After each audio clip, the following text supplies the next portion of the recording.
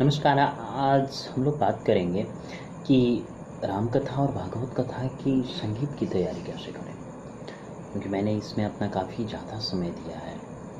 तो मुझे थोड़ा बहुत अनुभव है, उससे आपको जो हेल्प मिल जाए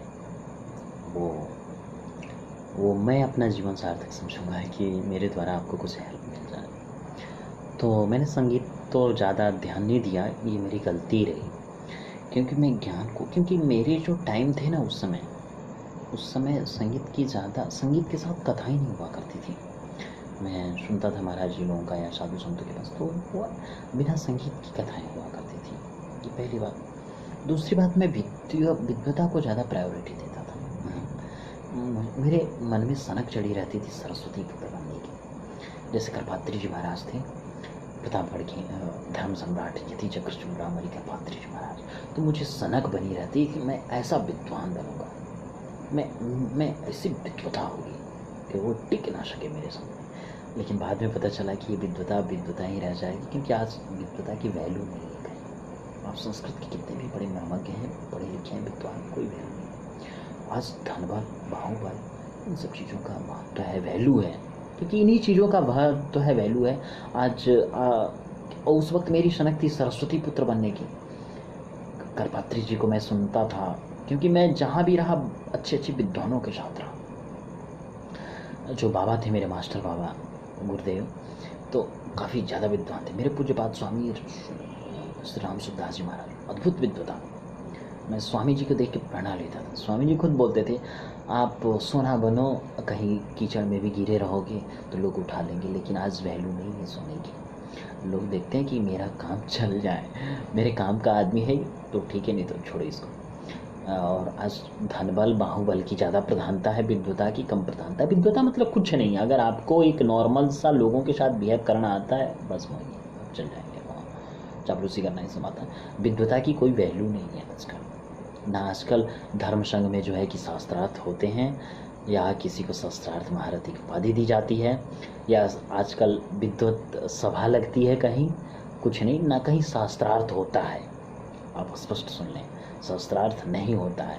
मैंने कई जगह जो है कि अच्छे अच्छे विद्वानों को शास्त्रार्थ में परास्त किया है, और परास्त करके मैंने अपने पाँव पे कुल्हाड़ी मारा है और उपेक्षा का पात्र बना हूँ, जबकि मैं वहाँ विजयी रहा शास्त्रार्थ में। क्योंकि आप किसी भी एंगल से आप आ जाए कोई, तो आप मैं इस चीज़ को गलत को सही, सही को गलत, जो है कि जो गलत है वो तो गलत ही है, सही तो सही है, लेकिन अपनी एक विद्वता होती है, एक कुशलता होती है, एक विद्युत कुशलता होती है, एक वाणी की कुशलता होती है। और आप में विद्वता के कितनी धाक है, विद्वता की कितनी संग्रह है, तो इससे आप उसको प्रूव कर देंगे कि ये नहीं, ऐसा नहीं, ऐसा है, ऐसा नहीं, ऐसा है। तो ये विद्वता सार्थकता नहीं है, लेकिन कितनी विद्वता है ये पता चल जाती है। और करपात्री जी महाराज तो अलग थे, उन्हीं की तरह मैं बनना चाहता था, लेकिन न बन पाया, मेरा दुर्भाग्य है। और आज की विद्वता की कोई, संस्कृत की विद्वता की कोई वैल्यू नहीं आज के साइंस के ज़माने में। क्योंकि आजकल सब बिक जाता है, धन बल के आगे कुछ है नहीं। तो ये रहा। तो संगीत की तैयारी कैसे करें, ये इस पे बात करते हैं। तो है क्या कि आप जब से कथा करें ना, कथा की तैयारी, तभी से आप हल्का फुल्का पेटी ले लें अपना, जो है कि सस्ते में भी खरीद लें आप, पुराना या फिर नया, जितना का 5-6 हज़ार का आता है। 2-3 पर्दे वाला, बड़ा पर्दे वाला ना लें, पोर्टेबल ही ना लें आप, बक्से वाला ऐसे भी ले लें आप। ऊपर से उसको अच्छे से सेफ्टी रखेंगे तो चूहे घुस के नहीं काटेंगे, आप उसको अच्छे से रखेंगे तो आप शुरू से रियाज़ करते हैं, सरगम आपका अच्छा हो जाएगा। सरगम के पूरे 21 जो है कि ये पूरे सरगम जो है 21 प्रकार के अच्छे से अपना कर लें, तो कम से कम आपका गला खुलने लगेगा। उसके बाद से आप कभी कभी जो है कि आप संगीत सुना करें कि जो गाते हैं वो कहाँ उठाते हैं, कहाँ नीचे करते हैं, अस्थाई क्या है, अंतरा क्या है, उस चीज़ों का, शब्दों की फ्रीक्वेंसी क्या है, उस चीज़ का जो है कि आप मतलब जो है ध्यान दें। कीड़ा आ गया है, तो जो है कि तो आप ये ध्यान दें, शब्दों की फ्रीक्वेंसी क्या है, इस चीज़ पे ध्यान दें। उसके बाद से जो है कि आप क्या करें कि आप धीरे धीरे राग को तैयार करें, और जो पद होते हैं, आपको नहीं गाने आ रहे हैं पद, कोई बात नहीं है, आप खुद पद याद तो कीजिए। कबीरदास जी के पद हो गए, मीरा के पद हो गए, सूरदास जी के पद हो गए, और जो है कि आपको उनके क्या बोलते हैं भाई जी के पद, जो हनुमान प्रसाद पोद्दार जी थे, पूज्यपाद हनुमान प्रसाद पोद्दार जी, भाई जी के पद, बहुत सुंदर पद हैं। आप उनकी पदावली नाम की एक पुस्तक ही आती है गीता प्रेस से, 512 उसका कोड है, आप उसको परचेज़ कर लें, और उससे जो है कि पदावली को जो है कि आप अच्छे अच्छे जो पद हैं राम के वचन से, जैसे कबीरदास जी के पद कितने सुंदर सुंदर हैं, तो उन पदों को आप याद करें, उन पदों को सुने टेप से लेट लगा करके। आजकल तो जो है कि यूट्यूब पे सब कुछ पड़ा हुआ है, हमारे ज़माने में ये चीज़ नहीं होती थी। आप आजकल बहुत अच्छे ज़माने में हैं कि एक आपको एडवांटेज मिल रहा है, हमारे ज़माने में ये चीज़ें नहीं हुआ करती थी। तो आप उन पदों को सुनें, और पदों का क्या क्रम है, कहाँ पे अस्थाई है, कहाँ पे अंतरा है, इस चीज़ का ध्यान रखें। और उसके बाद से आप क्या करें कि जो है कि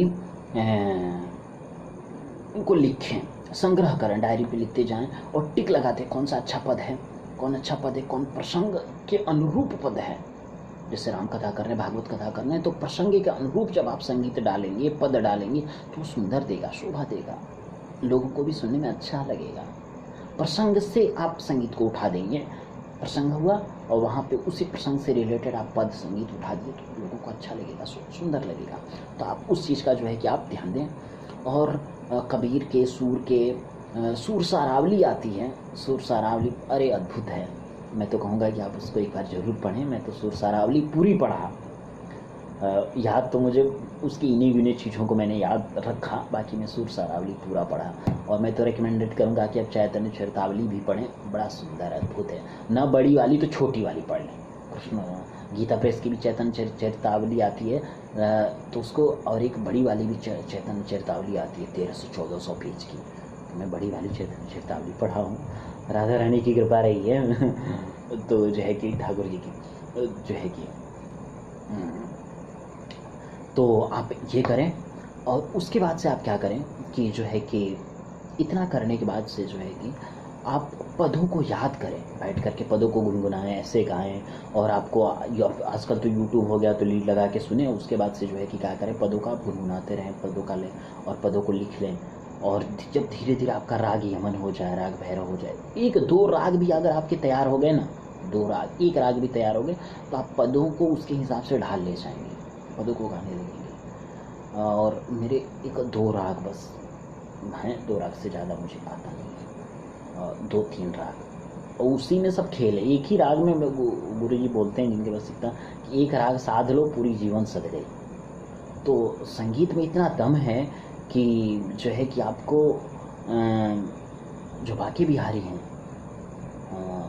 पूज्यपाद स्वामी हरिदास जी महाराज जी द्वारा सेवित हैं, और हरिदास जी ने उनको संगीत के द्वारा प्रकट किया था, आपको मालूम होना चाहिए।